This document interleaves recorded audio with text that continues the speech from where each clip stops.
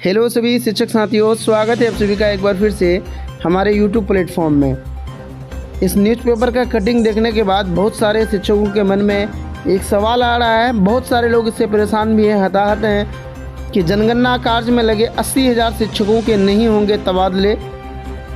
आगे लिखते हैं कि डीपीईओ ने कहा कि फरवरी 2027 से ये शिक्षक जनगणना करेंगे। यहाँ कॉर्नर में दिया हुआ कि जनगणना संपादन होने के बाद अगले साल जून में होंगे स्थानांतरण।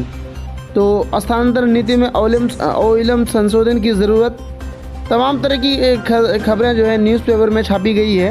हालांकि जब इस न्यूज़पेपर को आप देखेंगे तो आगे ये भोपाल यानी मध्य प्रदेश का है, तो क्या इसका इम्पैक्ट बिहार में भी पड़ेगा?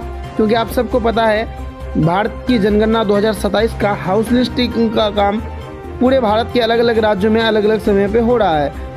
बिहार में ये काम समाप्त हो चुका है, अभी मध्य प्रदेश में भी काम समाप्त हो चुका है। बिहार की तरह मध्य प्रदेश में भी शिक्षकों को ट्रांसफ़र का काफ़ी लंबे समय से इंतज़ार है। तो वहाँ एक न्यूज़ छापा गया है कि जब तक जनगणना 2027 का काम यानी सेकंड चरण, पहला चरण खत्म हुआ, दूसरा चरण का काम नहीं होता है, तब तक शिक्षकों का तबादला नहीं होगा। तो क्या बिहार में भी इसका इम्पैक्ट पड़ेगा? तो देखा जाए तो बिहार में भी इसका इम्पैक्ट पूरी तरह से पड़ेगा, क्योंकि आपको याद होगा कि जब एसआईआर का काम हुआ था तो एसआईआर के काम के समय भी ट्रांसफ़र का काम हो रहा था। तो क्या उन शिक्षकों का ट्रांसफ़र हुआ था या नहीं? सेम वही चीज़ लागू होगा अभी। यानी अगर आप जनगणना 2027 के काम में लगे हुए हैं तो आपका ट्रांसफ़र अभी फ़िलहाल कर दिया जाएगा, लेकिन आपको ज्वाइनिंग करने का जो समय है वो आपका हो सकता है कि लेट करे, कि आप जब तक यहाँ से जनगणना का काम ख़त्म नहीं करेंगे तब तक आप वहाँ नए स्कूल में ज्वाइन नहीं करेंगे। जैसे एसआईआर में क्या किया था कि एसआईआर में जो लोग थे उन लोगों को स्कूल ज्वाइन कर दिया गया था और मार्क ऑन ड्यूटी में उन लोगों को अपना काम समाप्त करने के लिए दिया गया था।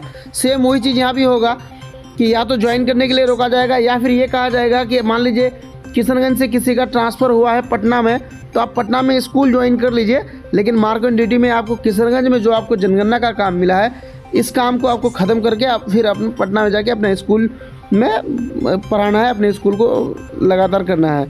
तो वही चीज़ है, ऐसा नहीं है कि ट्रांसफ़र से उनको रोका जाएगा। हो सकता है कि मध्य प्रदेश में ये नियम लगे, लेकिन बिहार में ऐसा संभव हमें तो नहीं लग रहा है, क्योंकि हम लोग पिछली बार भी इस चीज़ को देखे हुए हैं। तो इसलिए जो लोग भी ट्रांसफ़र का इंतज़ार कर रहे हैं वो घबराएं नहीं, जो भी नीति बनेगी सबके फैसले में, सबके हक में ही बनेगी। धन्यवाद।